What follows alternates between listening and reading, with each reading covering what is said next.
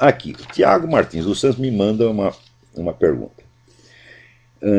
Estou assistindo o documentário Agenda, o documentário que eu recomendei aqui.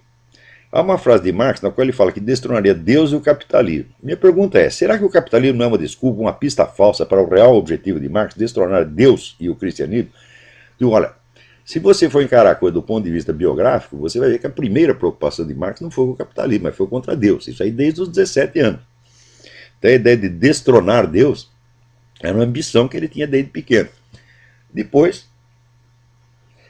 é que ele achou que a cultura cristã era uma superestrutura e que embaixo dela tinha o capitalismo. Então, para quebrar a autoridade de Deus no mundo, precisava primeiro destruir o capitalismo. Mas destruir o capitalismo, de fato, é um meio. A finalidade última é instituir o que o Antônio Gramsci depois chamaria a completa terrestrialização do pensamento. Quer dizer, você fechar a humanidade numa redoma onde ela não pode conceber nada além da existência terrestre. Então o objetivo é realmente esse, quer dizer, depois, no livro do pastor Richard Wurmbrand, ele nota que na prisão em que ele ficou, pelo menos, e depois ele confirmou, isso acontecia também em outras prisões, ele foi preso na Romênia, toda a lavagem cerebral que os caras sofriam na prisão não era contra o capitalismo, mas contra a religião. Então ele começou a desconfiar, falou, pô, esse negócio de capitalismo parece que é um pretexto, eles estão mais interessados em tornar o sujeito ateu do que torná-lo anticapitalista. Eles têm mania de religião. É tanto que eles torturavam, de preferência, o sacerdote, o cara padre, pastor, rabino. Ah, você chegou lá, você era o primeiro a ser torturado. E Jarada fazia a seguinte sacanagem, você pegava, por exemplo, um padre, né, e amarrava um rabino na cadeia. E começava a arrancar os dentes do rabino. Falava, se você não abjurar da sua religião, nós vamos arrancar todos os dentes do rabino até o fim. Ou então fazia o contrário, pegava o rabino e amarrava o padre. Né? Então o sujeito acabava abjurando, pelo menos da boca para fora, para não ter que ser cúmplice, né, naquela maldade que estava sendo infligida a outro. Então ele viu que aquele pessoal das prisões tinha obsessão com extirpar a fé religiosa do coração das pessoas, muito mais do que jogar contra o capitalismo. Daí que ele começou a investigar o negócio que terminou no livro Marx e Satã, que é um livro de leitura absolutamente essencial, onde ele mostra ali os escritos de juventude de Karl Marx, que não tinham sido publicados, que estavam lá guardados no arquivo Marx Engels de Moscou, onde fica claro que Marx participou de rituais satânicos na juventude. E não só na juventude, porque a empregada dele, Helene Demuta, que é um filho com ela, diz que ainda depois de homem adulto, ele fazia uns rituais estranhos, acendia lá umas velas, botava uma fita na cabeça, um negócio esquisito. O que era aquilo lá? Era rito judeu? Não, nada disso. Né? Era rito satânico, evidentemente. Então quer dizer que o cara não só era satanista na juventude, como continuou. E o negócio anticapitalista era apenas, de fato, o meio para chegar à finalidade. Aqui, o Roberto Bernardo, ele é professor de jiu-jitsu. O Brasil tem jeito? Pergunta ele. Ou só vai piorar as coisas? Eu acho que vai piorar muito. Por quê? Esse pessoal que está no poder, eles conseguiram desmantelar qualquer possibilidade de oposição séria. Eles só têm oposição biônica. Então eles controlaram tudo.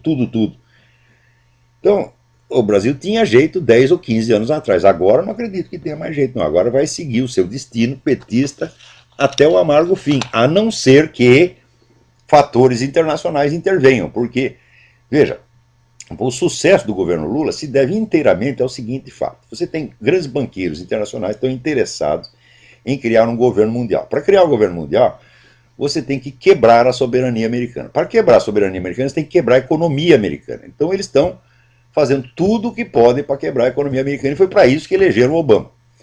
Enquanto isso, eles diziam, bom, onde nós vamos botar nosso dinheiro de modo que nós mesmos não percamos com a destruição que estamos fazendo? E escolheram o Brasil, porra! Então o Brasil virou uma espécie de cofre forte, onde os demolidores da economia americana se resguardam dos efeitos de suas próprias ações. Então choveu investimento internacional no Brasil e, é claro, o padrão de vida das pessoas melhorou. Então, Pode ser que amanhã esse pessoal decida, vamos tirar nosso dinheiro do Brasil e botar na Zâmbia. Daí afunda tudo, daí acaba o sucesso petista. Mas, você pode perguntar assim, bom, e se a economia for pro brejo?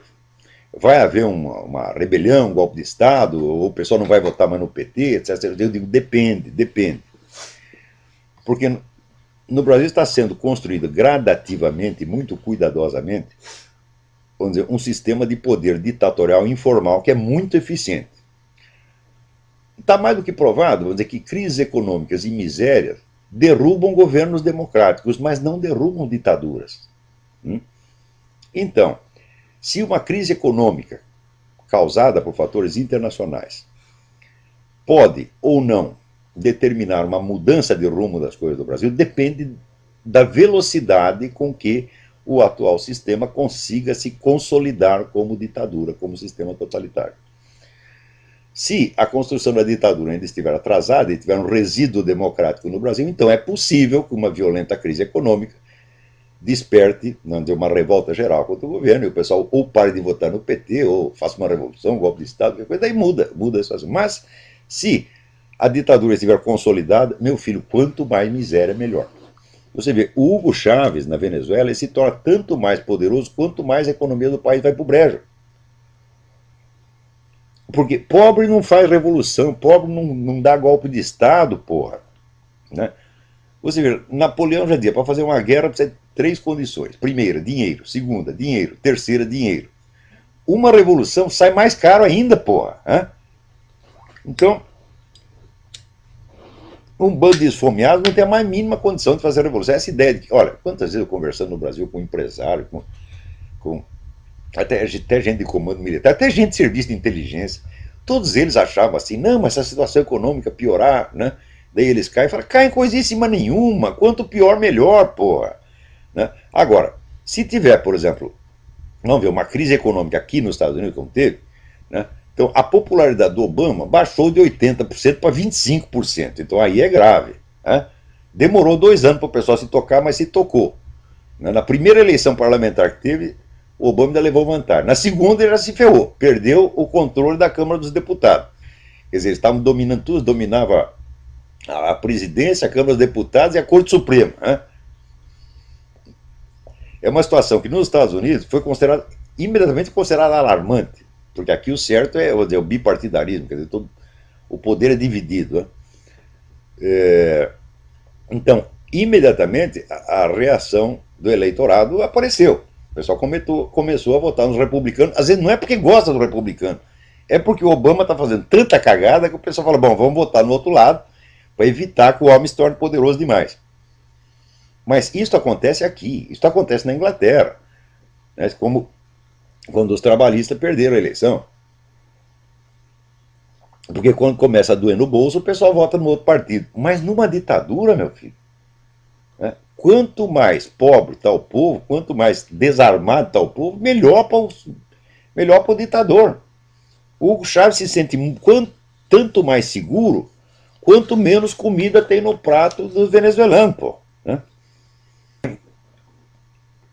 Então, agora, falando nisso, vamos dizer, este sucesso do Brasil, ele é alimentado artificialmente pelos próprios investidores. O sujeito está colocando o dinheiro dele no Brasil, ele quer que mais gente coloque. Quanto mais dinheiro for para lá, mais dinheiro cada um vai ganhar.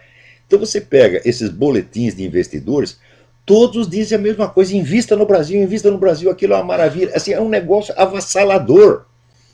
Né? Só que antes mesmo, isso aí é tipo da... Você sabe que esses conselhos de investimento são profecias autorrealizáveis. Você diz, invista lá, nós vamos ganhar um montão de dinheiro. Se as pessoas acreditarem, você vai ganhar realmente um montão de dinheiro. Se não acreditarem, não sai dinheiro nenhum. Então, a campanha pelo investimento no Brasil foi uma coisa avassaladora aqui. Então, foi um sucesso aparente, alimentado de fora e sustentado ao mesmo tempo pela mídia, que é da propriedade dos mesmos banqueiros internacionais, dos mesmos investidores. Então, nós vamos colocar nosso dinheiro no Brasil, então o Brasil protege nosso dinheiro e nós temos que proteger o Brasil. Foi isso a razão do sucesso do Lula. Quer dizer, qual é a contribuição do Lula para isso? Nada, o Lula não fez nada. Os ministros do Lula não fizeram nada, não foram eles que conseguiram isso. Isso é uma decisão internacional. A história do Brasil sempre se escreveu desde o exterior. O Brasil é uma vítima inerme da história internacional.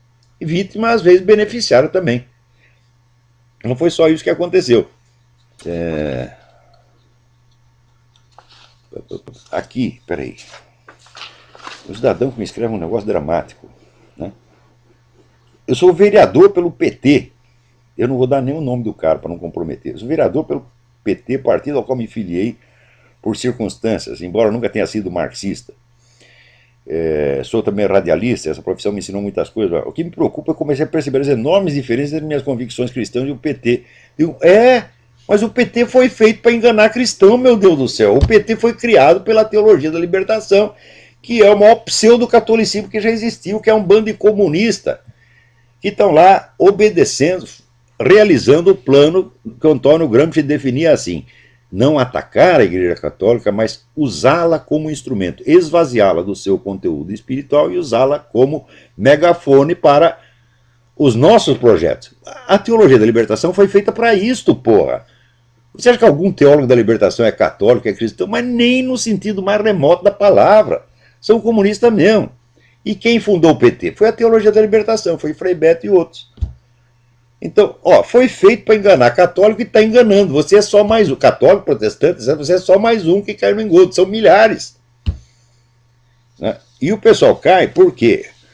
Porque não estudou a história do movimento comunista, história da estratégia comunista, e não sabe de nada. Como eu expliquei aqui com relação ao documentário Agenda, na semana passada.